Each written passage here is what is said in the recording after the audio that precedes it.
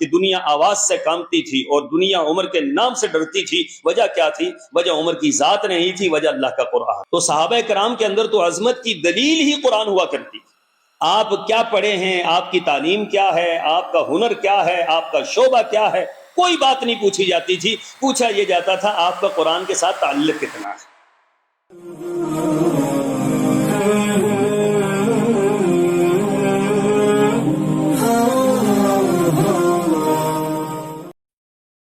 سامعین محترم، اللہ تعالیٰ نے مسلمانوں کو بہت بڑی ایک نعمت سے نوازا ہے. روئے زمین میں جتنے بھی لوگ گزرے ہیں یا اس کے بعد آئیں گے، سب سے زیادہ اللہ تعالیٰ نے مسلمانوں کو خاص تحفہ دیا، خاص اپنے کرم اور رحمت سے اللہ تعالیٰ نے اس امت کو نوازا. اللہ نے انہیں قرآن پاک جیسی عظیم نعمت عطا کی. اب اللہ نے قرآن پاک کے ساتھ دو چیزوں کو جوڑ دیا ہے.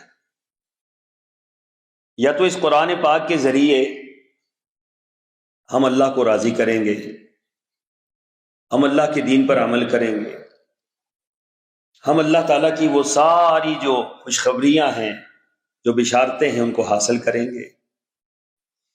یا اللہ نہ کرے کہ اگر ہم قرآن پاک سے روگردانی کرتے ہیں تو پھر وہ ساری مصیبتیں، ساری پریشانیاں، ساری ذلتیں، ساری رسوائیاں دنیا اور آخرت کی وہ کہیں مقدر نہ بن جائیں. تو یوں سمجھیے کہ ہمارا کامیابی وہ بھی قرآن پاک کے ساتھ منسلک ہے اور ہماری ناکامی وہ بھی قرآن پاک کے ساتھ منسلک ہے. چیز ایک ہے، نتیجے دو ہیں. اللہ تعالیٰ نے فرمایا کہ یضل بہ کثیرا ویہدی بہ کثیرا. قرآن پاک ایسے کلام ہے، ایسا اللہ کا عظیم کلام ہے، اللہ کی وہ کتاب ہے کہ جس کے ذریعے لوگ گمراہ بھی ہو جاتے ہیں اور جس کے ذریعے لوگ ہدایت بھی پا جاتے ہیں. اس لیے یہ بات یاد رکھیں کہ ہماری کامیابی اور ناکامی کا دار و مدار قرآن پاک پر ہے. اور یہ کامیابی یہاں سے شروع ہوتی ہے دنیا سے، اور اس کے بعد قبر کے اندر، میدان محشر میں، پل صراط پر، میزان پر، ہر جگہ پر آپ کو اگر کامیابی ملے گی تو قرآن کی وجہ سے ملے گی، اور اللہ نہ کرے اگر ناکام ہوتے ہیں تو قرآن ہی کی وجہ سے ناکام ہوں. اس لیے اس کتاب کو، اس کے حق کو سمجھنے کی ضرورت ہے. آج دنیا کے اندر ہر شخص اپنے حقوق کی جنگ لڑ رہا ہے، اور افسوسناک بات یہ ہے کہ جتنے لوگ حقوق کی جنگ لڑ رہے ہیں وہ اپنے فرائض سے غافل ہیں. میں چاہتا ہوں، مزدور چاہتے ہیں، آفیسرز چاہتے ہیں، علماء چاہتے ہیں، ہر ایک چاہتا ہے کہ مجھے میرا حق مل جائے. یہاں تک کہ جانوروں تک کو حق دینے کی بات ہو رہی ہوتی ہے کہ بھئی جانوروں کو ان کے حقوق دیے جائیں، جنگلات کو ان کے حقوق دیے جائیں، کسانوں کو ان کے حقوق دیے جائیں. لیکن کائنات کے اندر اللہ تعالیٰ کا جو سب سے عظیم کلام ہے، اس کے حقوق کی بات کیوں نہیں ہے؟ کہ سب سے زیادہ ایک مسلمان کے اوپر جو حق ہے وہ قرآن پاک کا ہے. اللہ تعالیٰ نے ہر انسان تک اس کلام کو پہنچا دیا ہے. ہے کوئی دنیا کا انسان جو ہاتھ کھڑا کر کے کہے کہ قرآن پاک مجھ تک نہیں پہنچا؟ یہ اللہ تعالیٰ نے حجت قائم کرنی تھی اور قیامت تک آنے والوں کے لیے کرنی تھی کہ یہ کوئی نہ کہہ سکے کل کہ مجھ تک تو یہ پہنچا ہی نہیں تھا تو لہٰذا میں اس پر عمل نہیں کر سکا. مسجدیں بھری ہوئی ہیں، الماریاں بھری ہوئی ہیں، گھروں کے اندر قرآن پاک موجود ہیں، مارکیٹوں کے اندر قرآن پاک موجود ہیں، گاڑیوں میں قرآن پاک موجود ہیں، بلکہ آج کل تو آپ کے ہر بندے کے جیب میں قرآن پاک موجود ہے. تو مجھے بتلائیے کہ اب اتنی حجت قائم ہو چکی ہے کہ ہر شخص تک قرآن نے رسائی حاصل کر لی ہے. لیکن افسوسناک بات یہ ہے کہ کیا ہر شخص نے بھی قرآن تک رسائی حاصل کی؟ قرآن تو ہم تک پہنچ چکا ہے کہ ہم بھی قرآن تک پہنچے ہیں. ہم نے قرآن کے حقوق کو سمجھا ہے، قرآن کی عظمت کو ہم نے جانا ہے، قرآن کے احکامات پر ہم نے عمل کیا ہے، قرآن کے لیے ہماری کیا قربانیاں ہیں، قرآن کے لیے ہماری کیا محنتیں ہیں. کیونکہ قرآن پاک میں اللہ تعالیٰ نے یہ اصول ضابطہ بیان کر دیا. دیکھیے اس آیت مبارکہ کے اندر آپ نے فرمایا ثم اورثنا الکتاب الذین اصطفینا من عبادنا، کہ اللہ تعالیٰ نے اپنے بندوں میں سے اس کتاب کا کچھ لوگوں کو وارث بنایا. یہ وارث آپ اور ہم ہیں. لیکن میرے رب نے یہیں پر یہ بات فرمائی فمنہم ظالم لنفسہ، ان میں سے کچھ ایسے ہیں جو اپنے آپ پر ظلم کرنے والے ہیں. قرآن پاک کا وارث بنے ہوئے ہیں لیکن قرآن پاک کے ساتھ ان کا تعلق قائم نہیں ہو سکا ہے. قرآن پاک کے وارث تو کہلاتے ہیں لیکن قرآن پاک کو یہ پڑھتے نہیں. قرآن پاک کے وارث تو ہیں لیکن قرآن پاک پر عمل نہیں کرتے. قرآن پاک کے وارث تو ہیں لیکن قرآن پاک کے حلال کو حلال اور حرام کو حرام نہیں جانتے. قرآن پاک کے وارث تو ہیں لیکن قرآن پاک کے ساتھ وہ وراثت کا تعلق قائم نہیں ہو سکا ہے. تو یہ فرمایا کہ فمنہم ظالم لنفسہ، بعض ایسے بد نصیب ہیں کہ جو اپنے آپ پر کیا کرنے والے ہیں؟ ظلم کرنے والے. اللہ نے اتنی بڑی نعمت دی ہے، اس نعمت سے غافل ہیں. اتنا بڑا اللہ نے خوبصورت کلام دیا ہے، اس کلام سے غافل ہیں. اس کے اندر آنے والے احکامات سے غافل ہیں. کیا چیز ہے جو میرے رب نے آپ کے لیے نہیں اتاری؟ تبیان لکل شیء، آپ کے ہر مسئلے کا حل، پہلی سانس سے لے کر آخری سانس تک آپ کے ہر مسئلے کا حل اللہ تعالیٰ نے اس قرآن پاک کے اندر رکھا ہے. یہ قرآن کا دعویٰ ہے اور قرآن اپنے دعوے میں سچا. وَمَنْ أَصْدَقُ مِنَ اللَّهِ قِيلًا وَمَنْ أَصْدَقُ مِنَ اللَّهِ حَدِيثًا. سب سے بہتر اللہ کی بات ہوتی ہے، سب سے بہترین دعویٰ اللہ کا ہوتا ہے، سب سے خوبصورت بات اللہ کی ہوتی ہے. اللہ تعالیٰ کا یہ دعویٰ ہے کہ تبیان لکل شیء، ہر چیز ہم نے بیان کر دی. اور جس کتاب کے اندر ہر چیز موجود ہے اس کو ہم درخو اطلاع نہیں سمجھتے، اور جہاں پر ہمیں کچھ بھی نہیں ملتا اس کی طرف ہم بھاگ رہے. تو فمنہم ظالم لنفسہ، دو تین کیٹیگریاں قرآن نے بیان کی. پہلے تو وہ بد نصیب ہیں کہ جو قرآن پاک کے معاملے میں اپنے آپ پر ظلم کرنے والے ہیں، اور ان کو یہ ظلم آگے بھگتنا پڑے گا. قرآن سے جان نہیں چھوٹے گی. یاد رکھیں قرآن یا تو آپ کے لیے حجت ہے یا آپ پر حجت، یا آپ کل قرآن کے ذریعے اللہ کے سامنے کھڑے ہوں گے کہ اللہ یہ تیری کتاب آئی تھی، اس کتاب کا الف لام میم سے شروع ہونا اور والناس پر ختم ہونا، ایک ایک بات پر میرے رب میں کامل طریقے سے عمل کرتا رہا ہوں. اللہ یہ آج میرے لیے حجت، یہ دلیل ہے میرے لیے، میری کامیابی کے لیے دلیل ہے. یا یہ ہے کہ قرآن آپ کے خلاف دلیل ہوگا. قرآن کھڑا ہو جائے گا، اللہ اس کو قرآن تو نے دیا تھا لیکن یہ اندھیر نگری میں بیٹھا رہا، یہ روشنی کے بجائے اندھیرے میں بیٹھا رہا، اجالے کے بجائے تاریکی میں بیٹھا رہا، یہ نور کے بجائے یہ تاریکی کے اندر کھویا رہا. یہ قرآن کے اندر اپنے سارے مسئلوں کا حل تلاش کرنے کے بجائے ادھر ادھر بھاگتا رہا. تو فرمایا کہ فَمِنْهُمْ ظَالِمٌ لِنَفْسِهِ، یہ تو تیرے اوپر حجت قائم ہوگی کل قیامت کے دن. اور جس کے خلاف قرآن حجت قائم کرے گا تو سامعین محترم وہ بچ سکتا ہے؟ وہ کبھی نہیں بچ سکتا ہے کہ جس کے خلاف قرآن کھڑا ہو جائے. فَمِنْهُمْ ظَالِمٌ لِنَفْسِهِ، بعض ایسے ہیں جو اپنے آپ پر ظلم کرنے والے. اور دوسرا گروہ فرمایا وَمِنْهُمْ مُقْتَصِدٌ، بعض حسب کوشش حسب استطاعت کوشش کرتے ہیں، محنت کرتے ہیں، حق ادا نہیں کر سکتے لیکن محنت ضرور کرتے ہیں کہ قرآن پر عمل کیا جائے. دیکھیں میرے رب نے اپنے کلام کے اندر ان لوگوں کا ضرور ذکر کیا کہ جو کوشش تو کرتے ہیں نا، جو سیکھنے کی کوشش کرتے ہیں، جو سمجھنے کی کوشش کرتے ہیں، جو عمل کرنے کی کوشش کرتے ہیں، پھر تھوڑی بہت اس میں کوتاہی رہ جاتی ہے لیکن ان کو منہ مقتصد کا درجہ دیا گیا کہ یہ میانہ رو لوگ ہیں. یہ تو ایک درجہ دوسرا آ گیا ہے. اور تیسرا اور اہم ترین درجہ یہ صحابہ کرام کا اور ان لوگوں کا جنہوں نے قرآن کو اپنا سب کچھ بنایا. فرمایا ومنہم سابق بالخیرات باذن اللہ، بعض ایسے تھے کہ جنہوں نے قرآن کو اپنا اوڑھنا بچھونا بنا لیا، قرآن سے ایک منٹ بھی آگے پیچھے نہیں ہوئے، ایک لحظہ آگے پیچھے نہیں ہوئے، ایک لمحہ آگے پیچھے نہیں ہوئے. قرآن کے احکامات اترے تو انہوں نے پھر کچھ نہیں دیکھا، اپنی زندگیوں کو بدل کر رکھ دیا. تو آپ یہ دیکھتے نہیں ہیں کہ شراب کی آیات اترتی ہیں اور جس کے منہ میں شراب چلا گیا ہے تو وہ منہ سے نکال دیتا ہے، جس کے معدے میں چلا گیا وہ منہ میں انگلی ڈال کر اس کو معدے سے نکال کر پھینک دیتا ہے، جس کے گھر میں سراہی پڑی ہے وہ باہر اٹھا کر توڑ کر پھینک دیتا ہے. اور دنیا والوں کو یہ بتلاتے ہیں کہ جب قرآن کا حکم آ گیا تو اس کے بعد ایک لمحہ کی گنجائش نہیں ہے کہ اس کی مخالفت کی جا سکے. منہم سابق بالخیرات باذن اللہ، یہ وہ لوگ ہیں کہ حالت نماز میں ہیں اور نماز میں قرآن پاک نازل ہو رہا ہے، بیت المقدس کی طرف منہ کر کے نماز پڑھ رہے ہیں، اور نماز کے اندر ہی اللہ کے رسول صلی اللہ علیہ وسلم کا آرڈر آ گیا اور قرآن کی آیات نازل ہو گئی کہ بھئی جہاں کہیں بھی ہو تو بیت اللہ کی طرف منہ پھیر دو۔ حالانکہ اس طرح منہ پھیر کر نماز پڑھنا بھی تو مسئلہ نہیں تھا، ابھی نماز پوری ہو سکتی تھی، عصر کی نماز ہو رہی ہے، 2 رکعت پڑھی جا چکی ہیں، اب 2 رکعت اور باقی ہیں، آ کر کسی نے آواز دی کہ جناب قبلہ بدل چکا ہے، اب آپ کا قبلہ جو ہے وہ بیت اللہ ہے۔ تو اب یہ بالکل برعکس تھا اس کے، مثلا یہ بیت اللہ ہے اور یہ اس طرف جو ہے وہ مسجد اقصی ہے۔ تو اب نماز کے اندر سلام پھیرنے کے بعد بھی تو عمل ہو سکتا تھا نا کہ اب اگلی نماز پڑھ لیں گے، تو مسئلہ تو کوئی بھی نہیں تھا، لیکن صحابہ کرام نے کہا کہ نہیں، رب کا حکم آ جائے، اللہ کا آرڈر آ جائے، پیغمبر کی بات آ جائے، قرآن کا آرڈر آ جائے، نماز کے اندر بھی ہم تاخیر نہیں کر سکتے۔ نماز کے اندر ہی انہوں نے اپنے قبلے کو بدل کر دنیا والوں کو پیغام دیا کہ وَمِنْهُمْ سَابِقٌ بِالْخَيْرَاتِ بِإِذْنِ اللَّهِ، کہ وہ لوگ ہیں کہ جو نماز کے اندر اللہ کا حکم آ جائے تو ایک لمحہ کے لیے بھی تاخیر نہیں کرتے ہیں۔ یہ ہے مِنْهُمْ سَابِقٌ بِالْخَيْرَاتِ بِإِذْنِ اللَّهِ۔ حضرت عمر رضی اللہ تعالیٰ عنہ بار بار دنیا والوں کو یہ بات سمجھاتے تھے، ممبر پر کوئی خطبہ ایسا نہیں ہوتا جب دنیا کو یہ بات بتلاتے نہیں کہ لوگ کہیں عمر کی بات نہ ماننا شروع کر دیں، عمر کے ساتھ لوگ منسلک نہ ہو جائیں۔ وہ کہتے تھے عمر کا کوئی کمال نہیں ہے، عمر تو وہ بندہ ہے جو بکریاں نہیں چرا سکتا تھا، بھوکھی اور پیاسی واپس لے کر آتا، اور والد روزانہ شام کو میری پٹائی کرتا تھا کہ عمر تجھے بکریاں چرانی نہیں آتی، تو کرے گا کیا، تیرا بنے گا کیا آخر کار۔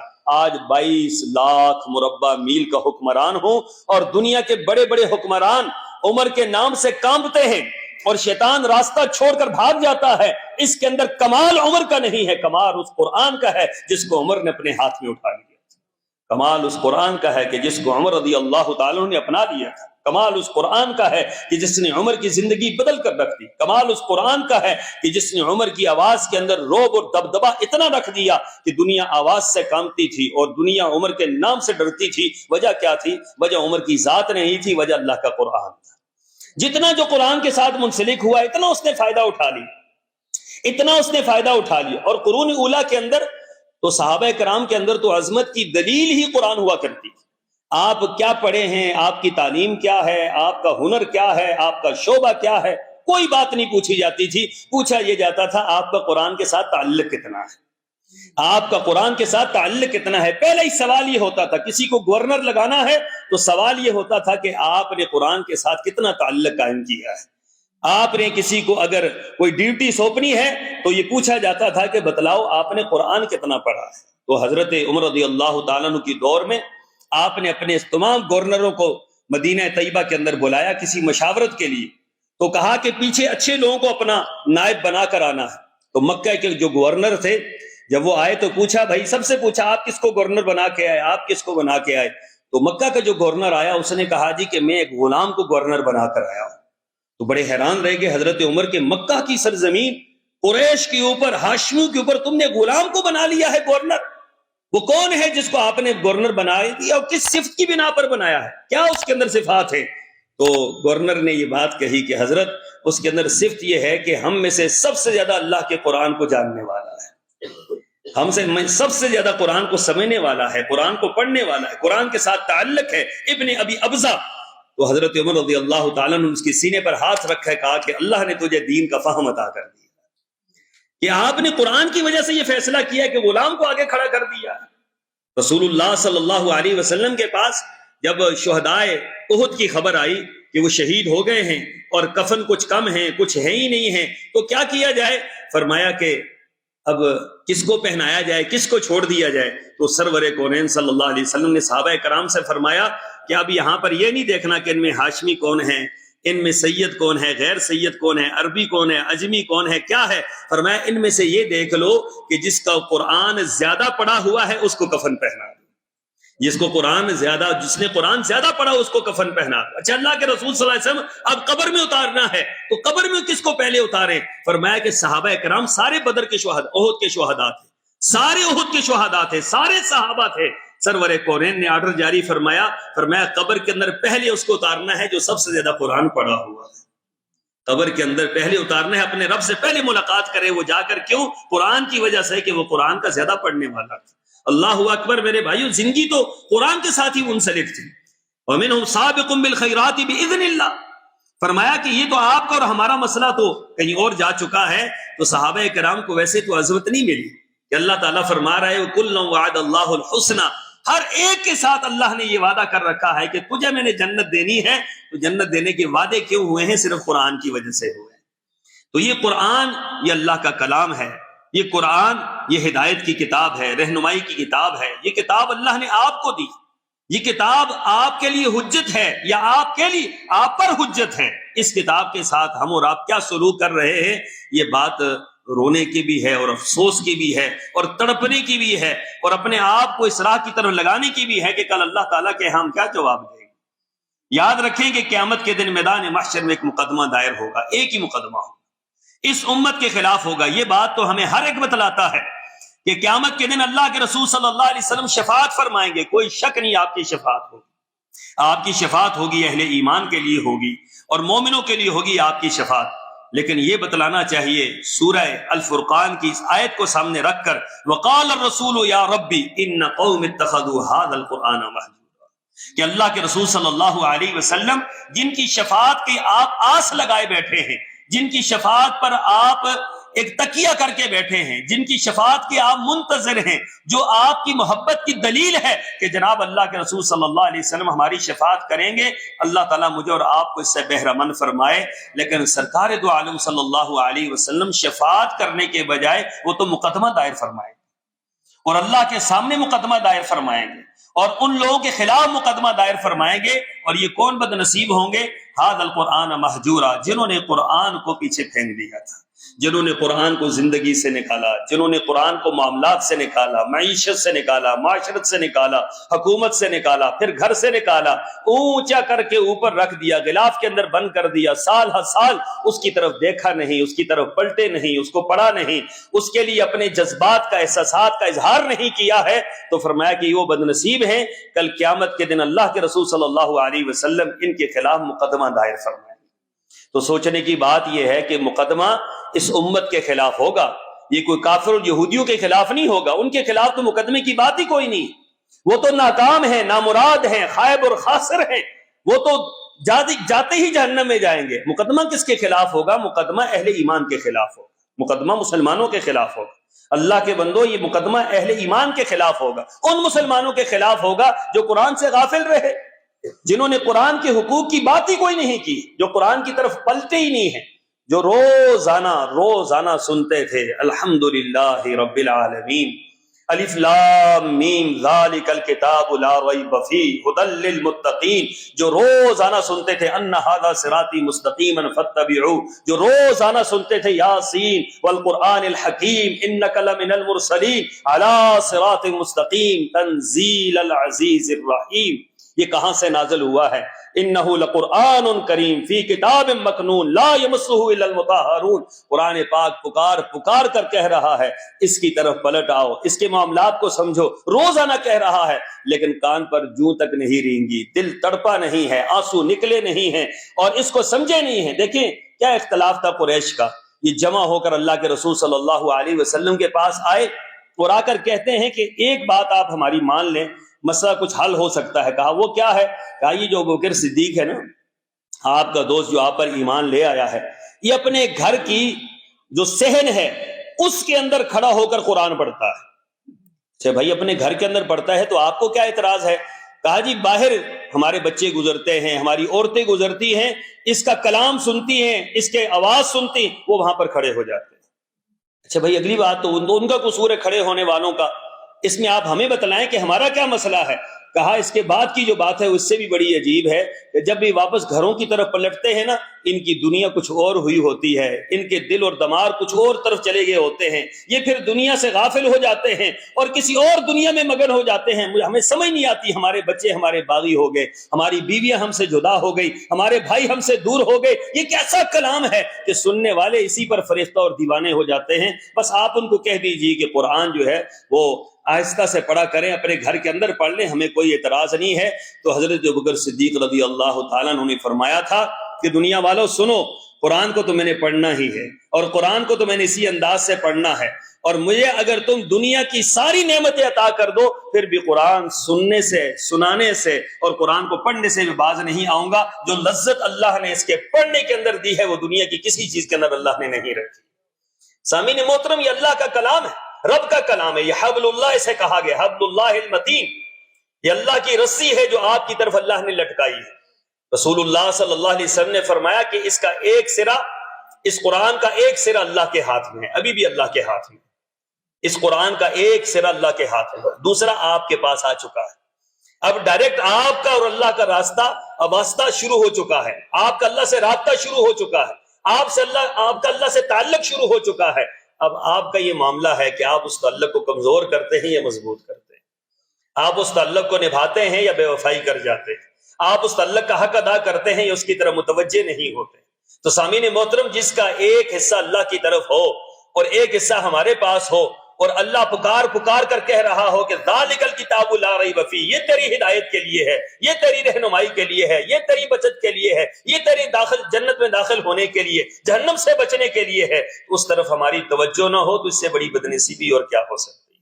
تو اس لیے قرآن پاک کا تعارف قرآن پاک کی زبان میں اللہ تعالیٰ نے قرآن پاک میں جا بجا کروایا ہے، اور یہ چند آیات ہیں جس سے قرآن پاک کی عظمت کا ہمیں پتہ چلتا ہے اور قرآن پاک کے حقوق کا ہمیں پتہ چلتا ہے کہ قرآن پاک کی کتنے ہمارے اوپر حق ہیں۔ فرمایا الف لام را تلک آیات الکتاب المبین انا انزلناہ قرآنا عربیا لعلکم تعقلون، یہ کتاب مبین ہے، مبین سے مراد یہ واضح ہے، صریح ہے، ہر ایک کو سمجھ آ سکتی ہے، دنیا کا کوئی انسان ایسا نہیں ہے۔ دیکھیں جو دین اسلام ہے نا، یہ پوری دنیا کے لیے آیا ہے، یہ صرف عربیوں کے لیے نہیں آیا، اجمیوں کے لیے نہیں آیا، گورو کالوں کے لیے نہیں آیا، پڑھے ان پڑھوں کے لیے نہیں آیا، ساری کائنات کے ہر بندے کے لیے آیا ہے، اس لیے ہر بندے کو سمجھ آ سکتا۔ قرآن آسان کتاب، ہر بندے کو سمجھ آ سکتی، لیکن یہ کتاب مبین ہے، ہر ایک کے لیے اس میں آسانی ہے۔ فرمایا قرآن عربی لعلکم تعقلون، عربی زبان کے اندر اس لیے نازل کیا ہے تاکہ یہ سمجھنے میں آسانی ہو۔ دنیا کی سب سے آسان ترین زبان، یاد رکھیے گا، سمجھنے کے لحاظ سے عربی زبان۔ ہم نے سمجھنے کی کوشش ہی نہیں کی نا، ہم نے انگلش پر زیادہ زور دیا۔ ہمارے اسکولوں میں، کالجوں میں، یونیورسٹیوں میں آپ جی اس کے اندر جو ہے وہ عربی کو نکالیں اور انگلش کو ڈالیں، انگلش کو ڈالیں، انگلش کو ڈالیں، تو انگلش کو آپ نے ڈال دیا، انگلش نے حاصل آپ کو دیا کیا ہے؟ انگلش نے مجھے یہ بتا دیں، آپ کو انگلش نے دیا کیا ہے؟ انگلش ایک زبان تھی نا، فقط اتنی ہی، لیکن آپ نے اس کا کلچر بھی اپنا لیا، ان کی ثقافت بھی اپنا لی، ان کی وہ ساری بیماریاں اپنا لی جو انگلش کے ساتھ آتی تھی۔ اگر آپ صرف بحثیت زبان سیکھتے تو بات تو تھی، بحثیت زبان انگلش سیکھنا انتہا درجے کا مشکل کام ہے، عربی سیکھنا سب سے آسان کام ہے۔ انگلش کے ٹینسز میں اور عربی کے گرامر میں آپ تھوڑا سا اٹھا کر دیکھیں تو آپ حیران رہ جائیں گے کہ دنیا کی سب سے آسان ترین کتاب جو ہے وہ عربی ہے، لیکن میرے خیال میں بدنصیبی یہ ہے کہ ہم نے اس کی طرف بالکل توجہ نہیں کی۔ کوئی ہمارے میں ہزاروں لوگوں میں سے، اب یہ واقعاً پڑھا لکھا علاقہ ہے اور پڑھے لکھے لوگوں کی یہ بستی ہے، لیکن یہاں پر آپ دیکھ لیں کہ عربی جاننے والے کتنے لوگ، عربی کو سمجھنے والے کتنے لوگ، اور اسکولوں کے اندر، کالجوں کے اندر محنت کس بات کی ہو رہی ہے؟ انگلش پر محنت ہو رہی ہے، انگلش کو سکھایا جا رہا ہے، انگلش کو بتلایا جا رہا ہے۔ ہمارا سارا دین کا جو نظام تھا وہ عربی کے ساتھ منسلک، جتنی کتابیں تھی عربی کے ساتھ منسلک، تو ہمیں تو عربی سیکھنی چاہیے تھی نا۔ یہ جو عربی کا مسئلہ ہے یہ بہت اہم مسئلہ ہے، یاد رکھیے گا، یہ آپ دینی فریضہ سمجھے اس کو۔ قرآن کی زبان عربی ہے، اللہ کے دین کی زبان عربی ہے، اللہ کی زبان عربی ہے، حدیث کی زبان عربی ہے، رسول اللہ کی زبان عربی ہے، جنت کی زبان عربی ہے، اور قبر کی زبان عربی ہے، میدان محشر کی زبان عربی ہے، ہر جگہ کی زبان عربی ہے۔ جہاں عربی سب سے زیادہ اہم ترین ہے اس کی طرف توجہ کسی کی نہیں ہے، اور جو صرف چند ٹکوں کی نوکری کی خاطر جو ہے وہ انگلش انگلش انگلش، تو بھائیوں کل اللہ تعالیٰ قیامت کے دن پوچھے گا، بتلا تجھے انگلش کے لیے تو ٹائم مل گیا، عربی کے لیے تجھے ٹائم کیوں نہیں ملا ہے؟ اس کا کوئی جواب ہو سکتا ہے ہمارے پاس کہ انگلش کے لیے اپنے بچوں کو آپ نے آمادہ کر لیا اور اس کے لیے ٹیوٹر رکھ دیا، اور عربی کے لیے آپ نے کیا کیا ہے؟ قرآن کے لیے آپ نے کیا کیا؟ ہمارا اس کے ساتھ ستیلا سلوک ہے، ہمارا اس کے ساتھ جتنی بڑی اللہ نے ہمیں نعمت دی تھی اتنا اس کے اندر ہماری توجہ نہیں۔ تو فرمایا کہ یہ کتاب عربی کے اندر نازل ہوئی، پھر فرمایا الف لام را کتاب احکمت آیات ثم فصلت من لدن حکیم خبیر، مفصل اور محکم آیات۔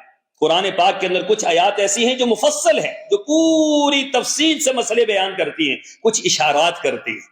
اگر آپ اشارات سے سمجھنا چاہیں تو آپ اشارات سے سمجھ سکتے ہیں، آپ تفصیل سے سمجھنا چاہیں آپ تفصیل سے سمجھ سکتے ہیں، تو دونوں قسم کی آیات قرآن پاک کے اندر موجود ہے۔ یہ کتاب مبارک ہے، یہ کتاب حق ہے، یہ کتاب اللہ تعالیٰ کا کلام ہے۔ تو فرمایا وَأَنزَلْنَا إِلَيْكَ الْكِتَابَ بِالْحَقِّ، یہ کتاب اللہ نے حق کے ساتھ نازل کی، اس سے بڑا حق کائنات کے اندر کوئی نہیں ہے۔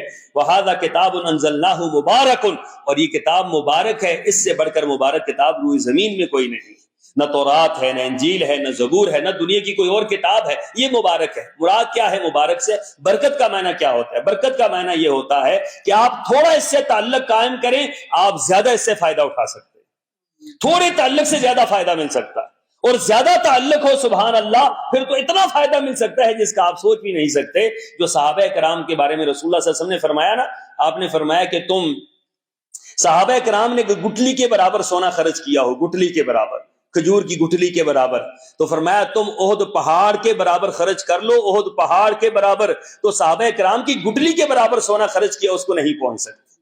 اس کی وجہ کیا ہے؟ وجہ یہی ہے جو قرآن نے بیان کی کہ ان کا تعلق قرآن کے ساتھ تھا، ان کے عمل کے اندر برکت تھی، ان کے اعمال کے اندر اخلاص تھا، ان کی نیتیں درست تھی، قرآن سے گہرا تعلق تھا، وہ قرآن میں ڈوب کر بات کرتے تھے، ڈوب کر عمل کرتے تھے۔ تو اس بنا پر میرے رب نے ان کو جو اجر دیا ہے وہ بھی اتنا دیا ہے کہ روئے زمین میں اللہ نے یہ اجر کسی کے لیے رکھا ہی نہیں۔ اسی طریقے سے فرمایا کہ اس کے احکامات بدلنے والے نہیں ہیں۔ دنیا کے اندر کئی کتابیں ہیں جن کو آج آپ دیکھیں تو اور انداز ہے، کل اور ہوگا، پرسوں اور ہوگا، حالات کے تحت کتاب بدلتی رہتی ہے، حالات کے تحت مسائل بدلتے ہیں، حالات کے تحت اصول اور ضابطے بدلتے ہیں۔ آپ دیکھیں نا، آپ کا قانون ہر چوتھے دن بدلا ہوتا ہے، ہر چوتھے دن اس کے اندر امینڈمنٹ ہوتی ہے، ہر چوتھے دن اس کے اندر شکیں شامل ہوتی ہیں، 73 کے آئین کے اندر یہ اضافہ کر دو، یہ ترمیم کر دو، یہ کمی کر دو، یہ فلاں کر دو۔ لیکن فرمایا کہ یہ کلام ایسا ہے، فرمایا وَتَمَّتْ كَلِمَةُ رَبِّكَ صِدْقًا وَعَدْلًا لَا مُبَدِّلَ لِكَلِمَاتِهِ، فرمایا کہ یہ کامل کلام ہے، سچائی پر قائم ہے، عدل پر قائم ہے، لا مبدل لکلماتی، کبھی اس کے مسئلے قیامت تک نہیں بدل سکتے، اس کے احکامات قیامت تک نہیں بدل سکتے، اپنی جگہ پر قائم۔ دنیا ہل سکتی ہے ادھر کی ادھر، اس کا ایک نقطہ نہیں بدل سکتا ہے، ایک مسئلہ نہیں بدل سکتا ہے۔ آپ جتنی مرضی ہے ترقیاں دنیا کی کر لیں، آپ ترقی جو ہے وہ آپ کی اس قرآن ہی کی مرہون منت ہوگی یا قرآن کے ماتحت ہی ہوگی۔ ایسا نہیں ہو سکتا ہے کہ دنیا جی کہاں سے کہاں پہنچ گئی ہے تو آپ قرآن کے احکامات بدل لیں۔ بھائی فطرت کبھی نہیں بدلا کرتی، فطرت کبھی نہیں بدلتی ہے۔ دنیا بدل گئی ہے، فطرت نہیں بدلتی ہے۔ دیکھیں نا فطرت کیا ہے؟ فطرت یہ ہے کہ ہم سانس کہاں سے لیتے ہیں؟ ہم سانس منہ سے لیتے ہیں، ناک سے لیتے ہیں۔ تو بھائی دنیا کہاں سے کہاں پہنچ گئی ہے تو آپ کان سے سانس لینا شروع کر دیں، آپ آنکھوں سے سانس لینا شروع کر دیں۔ بھائی ایسا ہو سکتا ہے؟ ایسے ہو ہی نہیں سکتا ہے۔ آپ چلیں جی دنیا کہاں سے کہاں پہنچ گئی، تبدیلی آنی چاہیے، تو آپ آنکھوں کو چھوڑے اب کانوں سے دیکھنا شروع کر دیں، تو کانوں سے آپ دیکھ سکتے ہیں؟ سوال ہی پیدا نہیں ہوتا آپ کانوں سے دیکھ سکے۔ آپ ناک سے سونگنے کا کام لیتے ہیں، آپ جو ہے وہ تھوڑی سے سونگنا شروع کر دے، ہاتھ سے سونگنا شروع کر دے، بھئی بدلنی چاہیے، یہ نہیں بدلتا۔ لا مبدل لکلماتی، جس طریقے سے یہ فطرت انسانی نہیں بدلتی، اسی طریقے سے رب کا قرآن نہیں بدل سکتا۔ اس کا ایک ایک حکم اپنی جگہ پر ہمیں بدلنا پڑے گا، ہمیں سائڈ بدلنی پڑے گی، ہمیں معاملات چینج کرنے پڑیں گے، ہمیں نظام بدلنے پڑیں گے، ہمیں حکومتیں بدلنی پڑیں گی، معیشت بدلنی پڑے گی، معاشرت بدلنی پڑے گی، معاملات بدلنے پڑیں گے، دنیا کی ہر چیز بدلنی پڑے گی۔ اور بدلیں گے کس کے ذریعے؟ قرآن کے ذریعے بدلیں گے، قرآن کے موافق بدلیں گے۔ لیکن قرآن کو ہم بدل نہیں سکتے، قرآن اپنی جگہ سے نہیں ہل سکتا۔ لا مبدل لکلماتہ، اس کے کلمات کو بدلنے کا اختیار ہی کسی کو نہیں۔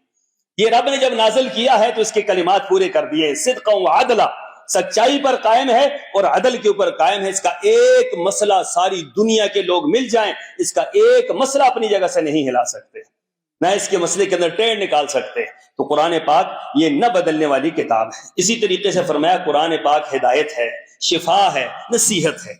آپ کو ہدایت چاہیے تو قرآن ہے، شفا چاہیے بیماریوں سے، روحانی جسمانی جتنی بیماریاں ہیں اس کی شفا بھی کہاں ہے؟ اللہ نے قرآن میں رکھی ہے۔ اور پھر رحمت اگر آپ کو اللہ کی درکار ہے تو قرآن کے اندر موجود ہے۔ یا ایھا الناس قد جاءتکم موعظۃ من ربکم وشفاء لما فی الصدور وہدی ورحمۃ للمؤمنین، فرمایا اے انسانوں تمہارے پاس اللہ کی طرف سے نصیحت آ چکی ہے، شفا آ چکی ہے تمہارے دلوں کی بیماریوں کے لیے، ہدایت آ چکی ہے اللہ تعالیٰ کی طرف سے قرآن کی صورت میں، رحمت آ چکی ہے اہل ایمان کے لیے قرآن کی صورت میں. تو قرآن تو ہر طرح سے اپنے آپ کو منوانے کی کوشش کر رہا ہے کہ تمہارے لیے بیماریاں ہیں، جسمانی ہیں، روحانی ہیں. شرک کی بیماری ہے تو اس کا علاج کہاں سے ہوگا؟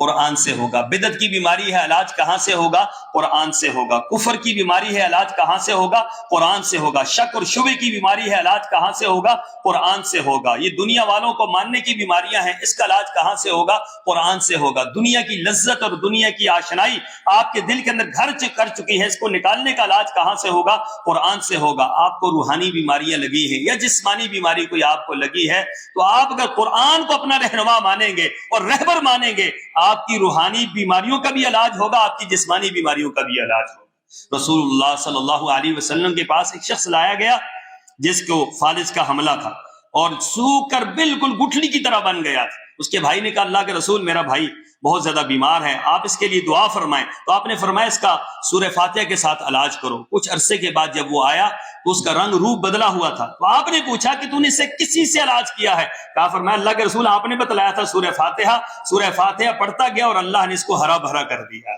سورہ فاتحہ یہ علاج ہے، سورہ فاتحہ علاج ہے، یاد رکھیں. لیکن ہر ایک کے لیے علاج نہیں ہے. مسئلہ یہ ہے جو عمل کرے گا اس کے لیے علاج ہے نا.